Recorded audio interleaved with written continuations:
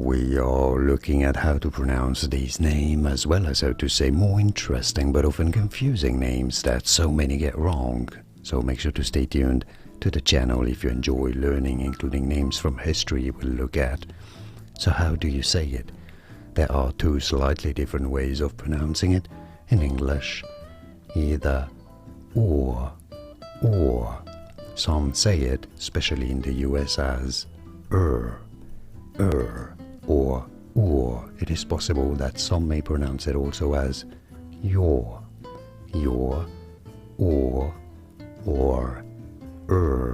Yes, different ways of pronouncing it, and now you know them all. Like and subscribe if you found this video useful. More videos here on how to pronounce more interesting words and names that many get wrong. You won't anymore after watching those. I'll see you there to learn more. Thanks for your support, and thanks for watching.